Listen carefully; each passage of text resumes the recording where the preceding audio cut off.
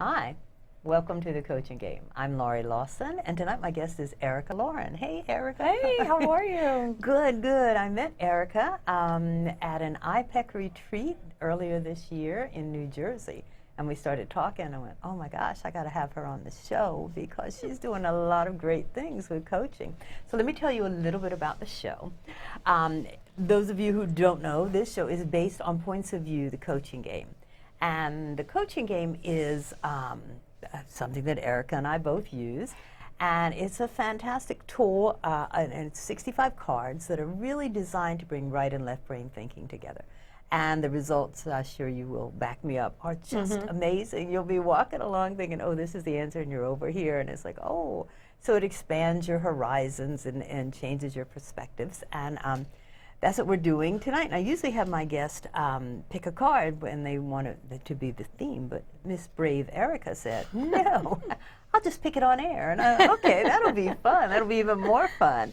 So Erica, first, before we do all that, tell me, I know that you are the CEO of Coaching to Greatness, but tell me how you became a coach in the first place. That's always fascinating me because I have a theory that coaching calls who it wants, right? Coaching calls, I love that. It knocked on the door and said, hello, Erica. It did. But first I wanted to say thank you for having me on the show. No, my pleasure, our pleasure. This is a treat. Yeah, so a lot of people ask me that question, and well, if I go back to my former career, which I was a dental hygienist, and I was also an instructor at a university, and although I was really having an extraordinary time impacting lives of people and helping them really make a difference for a place on their body, in their body, that many really don't like to think about or talk about or go to get care for. And I found myself really feeling unhappy with the environment, with the kind of the politics of the office, the back and front of the office. You know, you have a business team and then you have a medical team, if you will. Yeah. So the clinical team. And that after time, you know, although I loved the patient aspect, I was really becoming quite disenchanted around my abilities to what I could really do because of all the other things going on in the workplace. So I set out to find answers and came across coaching in a really kind of abstract way. So I didn't set out and say, I want to be a coach, you know, and came across it. I didn't even know what a coach was, actually. Yeah. I didn't either. And I'd come across an advertisement for a company that was looking to hire people, but they happened to be a coaching company. And I thought, wow, if they're able to produce this kind of student, after reading the advertisement, this would be a company I'd want to work for. So I actually went in the idea thinking that I actually would work for the coaching company. Wow. And when I called them up, they said, well, you need to go through the program because you need to experience what we teach in order to really be a part of our culture. And so I started giving it some thought, and I thought, well, let me take a look at this, and I stepped back, and all the questions it was asking were the ones I had answers to. Yeah, I do that. Yeah, I champion and I inspire and hold people accountable, and a lot of things that I was already doing in my career, but not formally, obviously, trained in terms of coaching, and realized I really could have what I want and do and make the impact that would really fulfill my life. Wow. So I won't ask if you got the job because what you got instead was a whole different career, right? Exactly, Yeah. exactly. That's amazing. So and after you finished the training, then what did you think? Did you think, oh, now I'm going to go be the best dental hygienist in the world, or? No, I actually That was over. Probably saved my life. Coaching saved my life in that I had that just incredible experience, as you know, when you go through it for your own personal growth and development, that it just made me see what I was doing in dentistry and how I could actually see where the opportunities were in that moment until I figured out what I wanted to do with it in terms of. Well, I heard you mention in the dental hygienist position, front of the house and back of the house. And that is always, and it's a shame because front of the house is what the customer and the consumers, but back of the house really rules that, you know, so it's like, is that what coaching to greatness, do you deal with that now, and do you help businesses? Absolutely. So if you know anything about dentistry, although I think it's an absolute incredible contribution to people's health, Oh, yeah. it is a very notoriously unhappy environment. Is it really? Yes, we have some of the highest I know, suicide, divorce, drug abuse rates out there. serious? Yeah, and you wonder why. I mean, Wow. I get asked that question, like, why do you think that is? Yeah. And there's a lot of fear involved in that industry. Unfortunately, kind of, we don't know what came first, the chicken or the egg, to why it is what it is. But what I can say is that I learned what unhappiness was really well. And I'm very unhappy when I go to the dentist, but that's on a personal fear level. Right. I'm amazed. You would think this is a health profession and you're helping people. And, right, one would think. yeah. And so, to answer your question, how do I help people now is, I guess because I really learned that well, I then subsequently learned what happiness really is and actually how to apply it. And there is a true science of sorts that's called positive psychology. So there are professionals out there, you can even get your PhD in it, in happiness, if you will. And that's what set Are you me on the serious? You path. can get a PhD yes, in you happiness? Can. Yes, you can. I wonder what you do with that. Spread it around. Yeah. True. Yeah. So there's a lot of research out there, and it's back probably the late 80s, early 90s. We have some pioneers in the field that have really expanded this area of science and study that is showing and quantitatively showing us statistics of what positive emotions and happiness actually does for one. And so since I learned what it was like to be so unhappy and now be happy through educating myself and becoming an expert in that, that I now teach my clients, whether it be private clients or organizations, on how to actually leverage the positive emotions that we all have the ability to exude and exercise and achieve the purpose of why we do what we do. I love that. There's a philosophy out there, and I don't know to whom it belongs, but it's give your pain a purpose. And it sounds like that's what you did. It's like, okay, I know this is not the way companies and individuals in companies are supposed to be operating, so let me make it right, you know. Right. That's kind of how I got involved in ICF. I went to a meeting and went, you know, I don't know, I don't get anything out of this. And it was like, and when they asked me to be on the board, and I know you're on the board of ICF New Jersey, it was like, okay, I could say no because I don't really like what's going on, or I could, you know, work to fix it. So it's like, let's go positive. I like that. So tell me how Coaching to Greatness came about.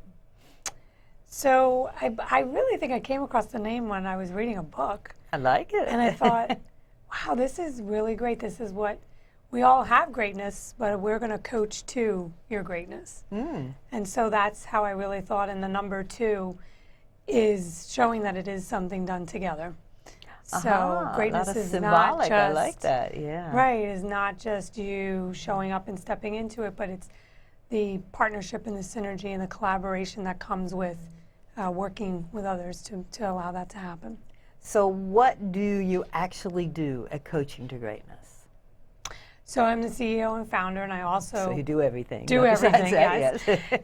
And I also do provide workshops, retreats, one-on-one private coaching, group coaching, team coaching. We're going to work just specifically with teams, and executive coaching. So a big umbrella of services that I can offer to clients, whether they be private or organizations, companies, small businesses, that are really looking to have a place that people, A, want to come to and that are excited to and are happy to be there to contribute, and have the person feel that way about that place.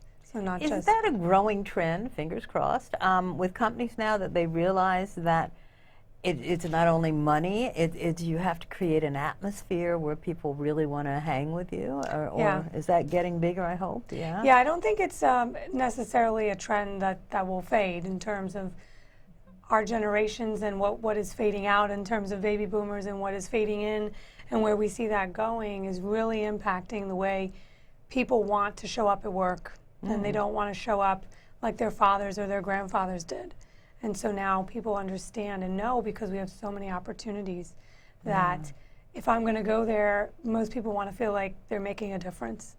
And if the environment doesn't support that, well, then they're not going to probably stay and not stay in a healthy way. Yeah, I know that a study of maybe a couple of years ago said that the number one reason that people leave their position is not money, it's not more vacation, it's appreciation. They want to be appreciated. They want to feel needed. And it's interesting because I know I switched my niche in 2008 when everything started, the economy started collapsing on itself, because I had an HR background, and it was like, oh, okay, how can you not help people? But I found people were like ready for a change and ready for a whole different kind of fulfillment. They weren't hanging in there for their 25-year retirement and gold watch.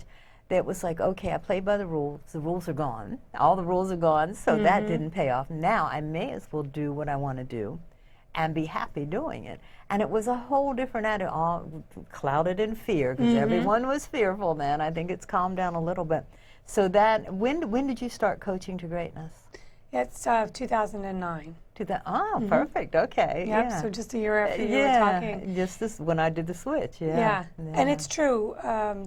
It still is the number one benefactor that people want to feel when they're in a place, is that they're appreciated.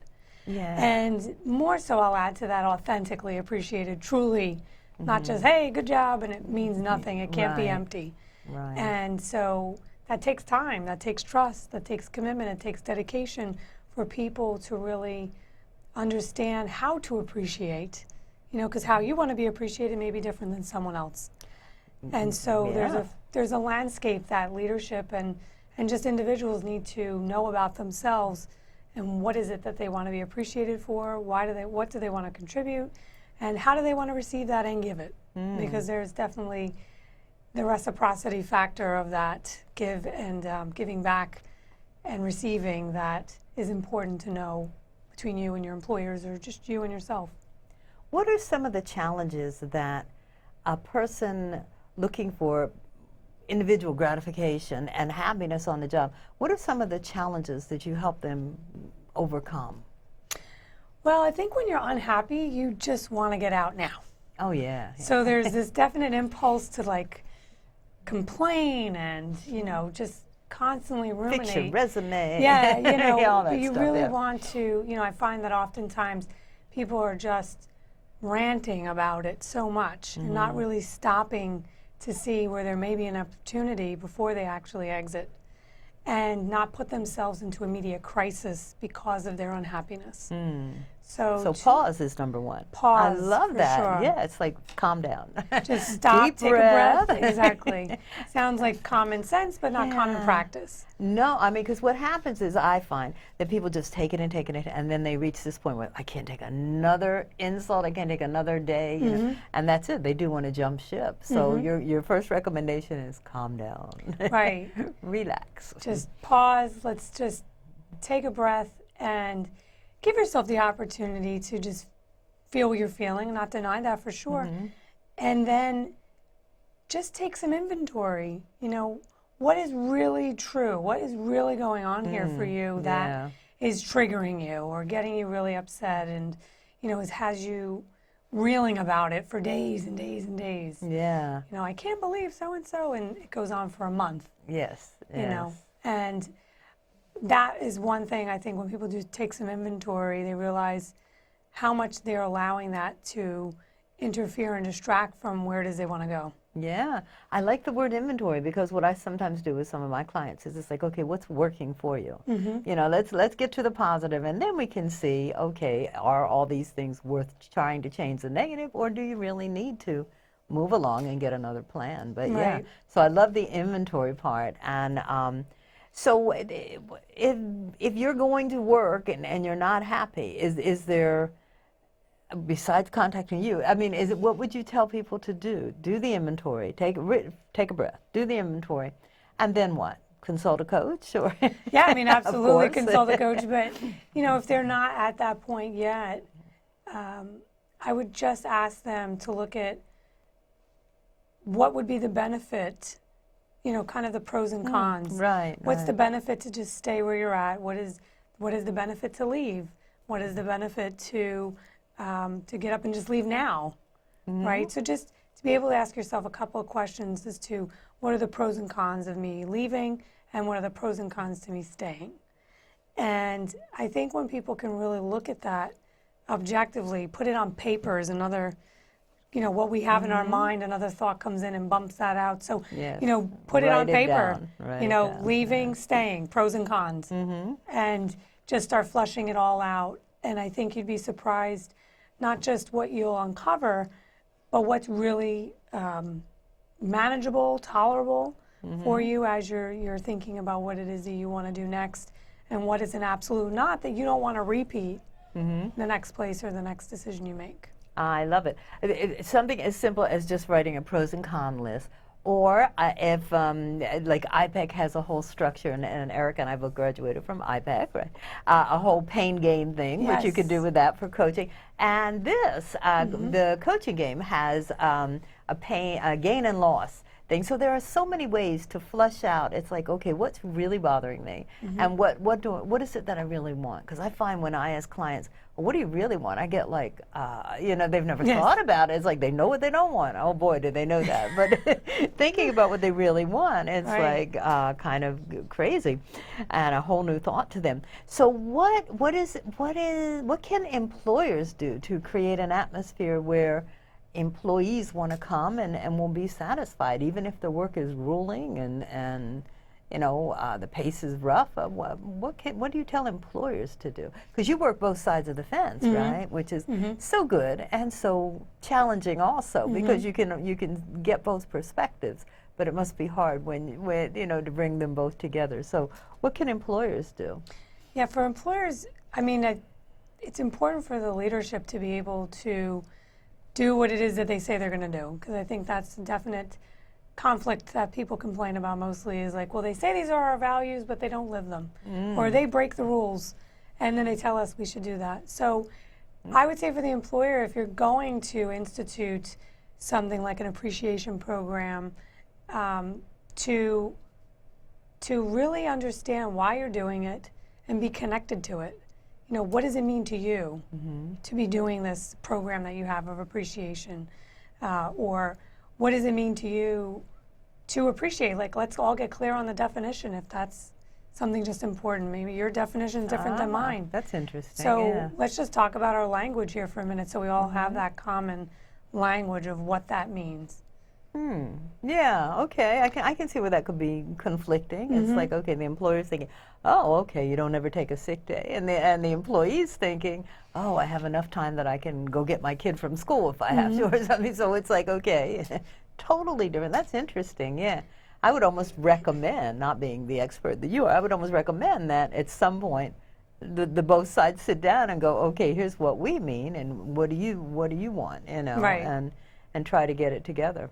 Yeah, the transparency of that is incredible, to just be able to sit down if you do decide to say, okay, we're going to institute an appreciation program, that everyone really also has some input too, in terms of saying, so what would you like? And then put it all together and then roll it out to everyone and be really transparent The with old it. famous buy-in, get them to say, okay, this is it. And to realize that, yes, 100 sick days of the year would be very nice, but no business would get done and you wouldn't have a job. So you have to see it from everybody's point of view. Points of view. Point of view. All right, so let's just go with the card and see what you come up with. We're having them all face down, and just pick a card and we'll speak to it. What's calling to you? Let's see what's calling to me. Push them back here. Let's see. There's one there that has your name on it, Has I'm my sure. name. Okay. Okay. Turn it over? Or? Yeah. Alone. Wow, now that's interesting. Alone. Speak to that, if you will. Alone in the context of coaching to greatness. Yeah, I think a lot of businesses and private individuals, just people, can feel really alone in a job that they're really unhappy in. And I hear often that it's not what I thought it was going to be, and now that I've risen to this level, I feel either alone, or I don't have the support, or no one understands me. And I think when you're unhappy, it really adds a greater layer to that loneliness, that you're kind of carrying a big weight on your shoulders because this is what you thought you wanted and you got there, and it's either not what it's cracked up to be, or you thought that the employer was going to treat you a certain way, or you were going to have certain benefits or expectations, and now you're not, and you're feeling really alone. Interesting. Yeah, I had someone on who works with female top management, and the statistics for females who make it to top management and staying are 20%. And I went, really? And I went, oh, well, that's me. Okay. It's like, and that was her. Right. And it's like, okay, so something's going on there that, people are either feeling alone. Now, what's interesting is on this card, the child is in a swing, and she's quite happy being alone. So I think I would add to your great message. It's like alone is when you can actually take the time to see what is working for you and what isn't working for you, and then I guess and apply, see if you can fit in actually to your company's mission and your company's reality, of that. So, and it could be that what you think is going to make you happy, you're not going to find at your company. I don't know. You could speak to that better than me, I think, But I'm sure that's some of the problems. It's like, so I guess, again, definition is good. Take a pause, take an inventory, and alone doesn't mean that you have to be miserable. But if you feel alienated, like you're not a part of the group, yeah. So I think maybe the definition between alone and alienated, it's like alone is okay. Sometimes you need to be alone to do your best work. Yeah. Right. And I think to step back and look at the situation and address it, to give yourself alone time. Yeah, exactly. Like you were saying, so to really be able to say, what do I need to do for me, just to give myself the space to do that. That is so important, alone time. Yeah, I love that, because it's like, because you get into the rut and it's like 9 to 5 and you got to be there and there's a deadline and it's constantly. But it's like, what time do you take for yourself? So maybe that alone time could just alleviate a lot of the stress that you're feeling on your job. Oh, Right. I love that. Yeah. And not taking work home, or if you can avoid to do that. Right. And I would say to give yourself that time, you've also got to give yourself the permission. Mm-hmm. Yeah. Because and we value can get it. caught up in that cycle that takes over. So Time is money, and production, and blah, blah, blah. But this child is swinging all by herself and quite happy. And so, I think that might be, I love that. I love that motto. It's like, take a little time to be by yourself and be alone. Give yourself some alone time. And you actually might find that you would be, like the little girl, is happy because you might realize what you haven't had a chance to realize by not giving yourself that time. Yes, yes. So you actually could tap into some of that joy inside of going, wow, this is really great. Like, I don't have people screaming or demands or whatever is going on around you. Yeah, alone is good sometimes. You don't have chattering, and you don't have, it's funny, I sometimes do analysis, profile analysis, and almost everybody, when they're, having to deal with a team, they go, oh, I'm a good team member, but they don't like working in teams. So I'm a good team member if I can lead the team. It's like, okay, that's kind of different. But so sometimes not being a part of the team is beneficial too, and rewarding, and rewarding. We might have time for one more. I'm going to draw one and then bug you with a question. How unfair is that? How unfair is that? I'm up for it. Let's see. Let's go. I think this one wants us to say ego. Whoa. Wow. Ego. Okay. What place does your ego play in your professional life? For me. I've never picked this card. Me either. Ego. I've never it's even a seen it. Swan So it's who a is swan, right, and looking and at the reflection. Yeah, the reflection is at the bottom, so it's a double thing. Well, I think just the word ego, if we kind of go back to what it's there for, is to really protect you so that you're not making decisions that aren't going to serve you in just the simplest terms that I can make for myself. But if we feed it more than we want to in terms of that, then it becomes really our voice that's telling us what to do. So for me with ego, in terms of my professional world, I think giving back, making time for others, you know, really walking the walk and talking the talk with my clients is something that keeps my ego in check. I like that. And what I noticed is we've managed to pick 2 cards that have negative influences. You know, no, you don't want to have a big ego and you don't want to be alone, God forbid.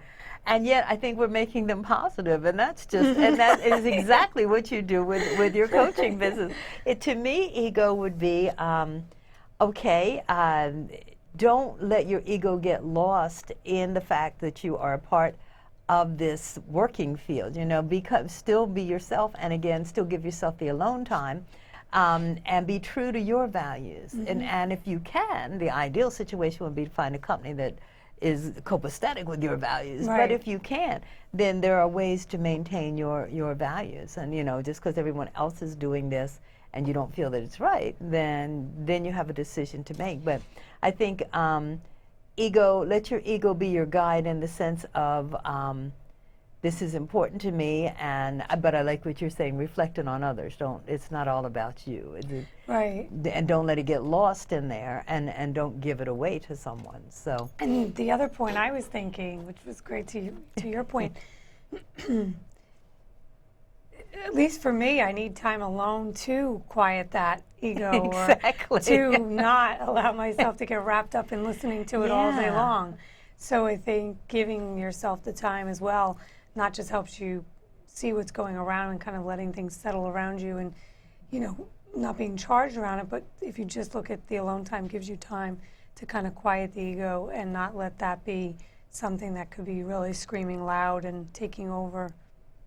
You know what, I like that a lot, because I'm thinking, like, okay, as coaches sometimes they go, well, we only have X amount of clients and we should have more, you know, and yet I think if that's someone else's standard, and that's your ego going, I should be better than this person or that person. But really, I think if you're true to your inner core, it's like, okay, I have 5 clients, and I am going to do the best job in the world for them, and I'm going to take them from here to here, and they're going to be so happy when they finish with me and go back to work, or the business is going to be so transformed. We have a minute, believe it or not. Oh my God, I know. And I love this. I love that we've taken 2 cards that most people go, alone and ego. But thanks to Erica, we've managed to do some positive psychology here. So I'm going to recommend that you check it out. Check out coachingtogreatness.org, which is at the bottom of the page. And find out, are they going to find some tips on there, like how to be a little happier, and some? Yeah, I have some free assessments. I also have great. The opportunity for people to use a journal software with my clients, so they could also have access to coaching in between their sessions, as well as record their information and get insights from a written perspective and not just from conversation definitely perspective. Worth checking out. Erica, thank you so much for being on the Coaching Game. This was so much fun. Thank you. Thank you. Thanks.